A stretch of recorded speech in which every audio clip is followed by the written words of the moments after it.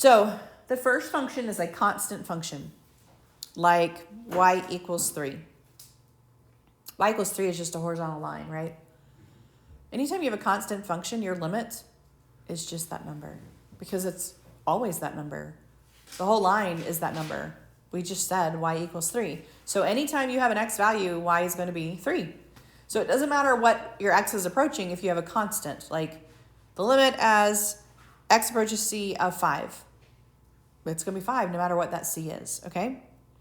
If you have a linear function, linear functions are constant functions, they're continuous functions, right? And so what you'll find for a function like this is whatever it is on that line, that's what your function's limit will also be. And so you have these functions that are continuous without breaks in them. And these are just two examples. You can have a parabola that doesn't have a break in it. You can have a rational function that doesn't necessarily have a break in it, okay? Anytime that happens, whatever the function is at that point will be your limit, okay? And so we're actually going to look at these key concepts here. These look crazy. You don't have to memorize them, I promise. All this is telling you is you can take the limit of each piece of the function and add or subtract them together, and that is the limit of the whole function, okay? And so you can multiply a function, and then you can multiply the limit. So that's what all of this means, is these properties apply to your limit values. So let's look at how we apply them. If you have a rational function here, and this is at the top of page 748, a rational function, then you are going to find the limit of those two as long as the bottom is not 0. Why can't the bottom be 0? Because it's a fraction. Yeah, we have a denominator problem. We can't divide by 0. So let's look at this first thing. It says, well, if you have a continuous function, or, for example, if it's continuous at that point, meaning the number that you are approaching does not cause a problem in the function, okay? If the number you're approaching does not cause a problem in the function, just plug it in, and that is your limit. Let's look at this first one. If I plug in a -1, do I have a problem like a 0 in a denominator or a square root of a negative number? No, because I don't have a denominator and I don't have a square root, right? So I can literally just plug it in. I can say, well, they want the limit as x approaches -1. It does not cause a problem. So I'm literally going to plug in -1 for every x.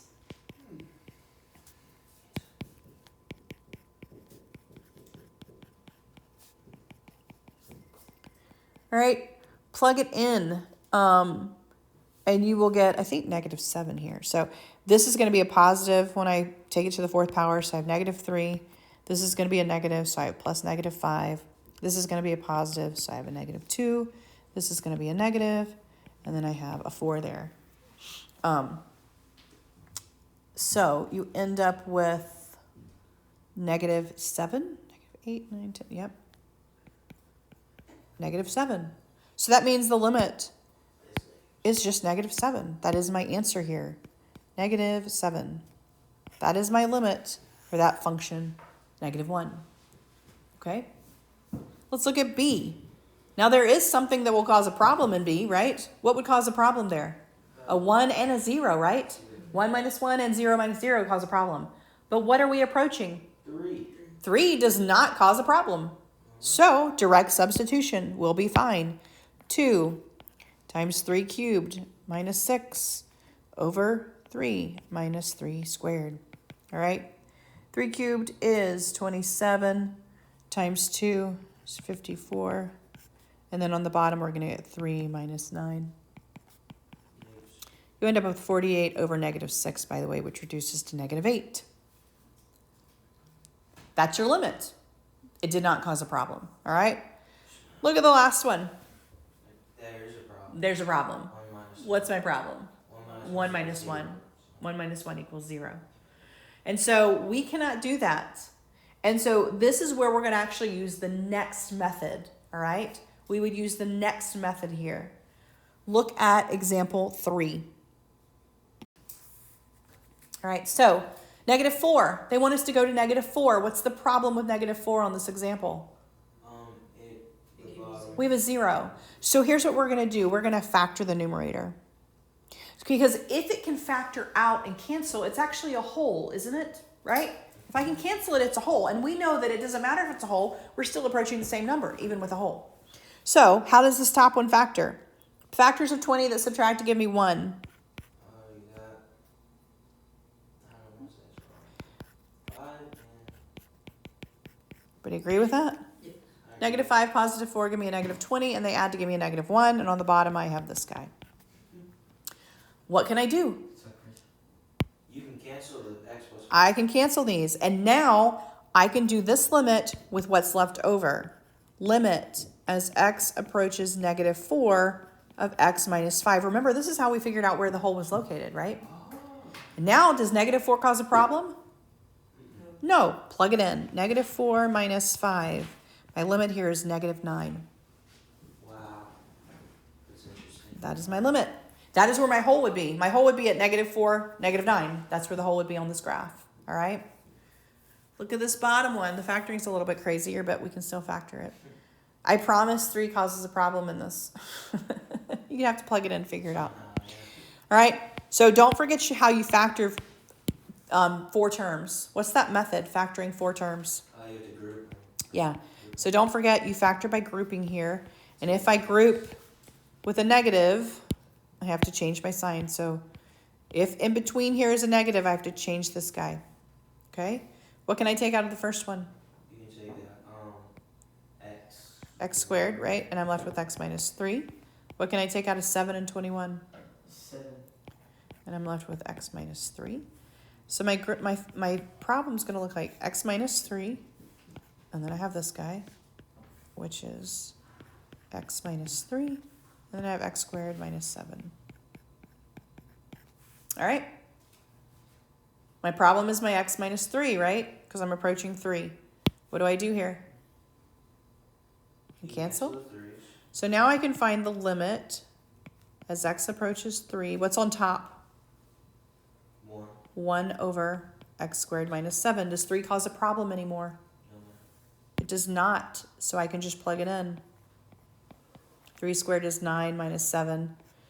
My limit here is 1/2.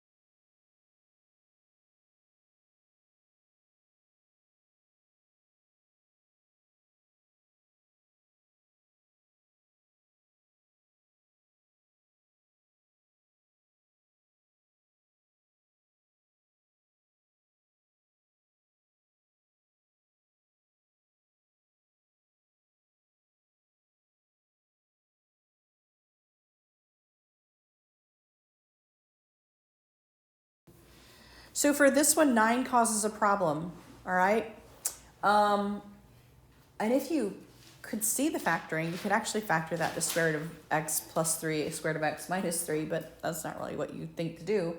So we use a method called rationalization, and there are going to be times when you can't just factor it, so you need to know this method anyway.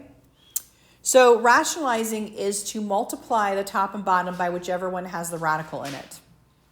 Okay? Think of it as when we did division with imaginary numbers and we had to multiply by the conjugate, okay? And so we're basically doing that, but we're doing it with radicals, all right? So you're going to multiply the top and the bottom by the conjugate of the one with the radical in it. Remember what conjugate is.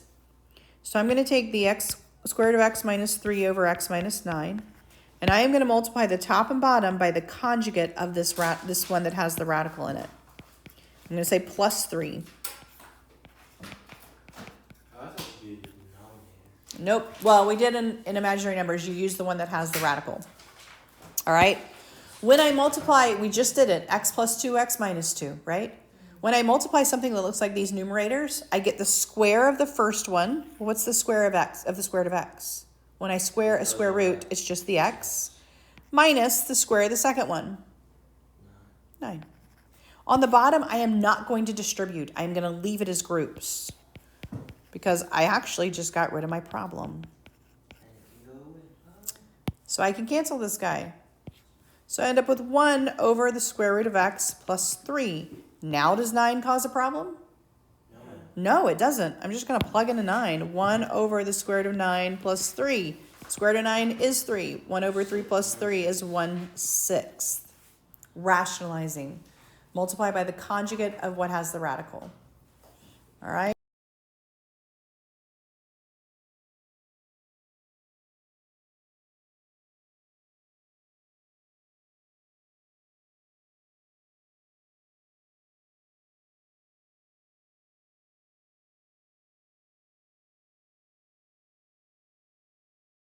All right? So here was the deal. When you approach infinity, you actually use your shortcuts like you did with horizontal asymptotes, okay? When you have limit as it approaches infinity, you are going to use the degree. So degree of top and degree of the bottom is the same. What's your shortcut for an asymptote? If it's the same, you use the coefficients, right? My coefficients are 4 and 8. I have 4 over 8. 4 over 8 reduces to, that is my limit. Okay? My other shortcut. In this case, my denominator has a bigger degree. When your denominator has a bigger degree, it moves towards 0. Guess what my limit is here? 0. All right? When the numerator is bigger, you have one. It doesn't have one. It's going to have an infinite limit when the numerator is 0. When the numerator is bigger, it's going to be an infinite limit. It's going to be an infinite limit, positive infinity or negative infinity. So is it because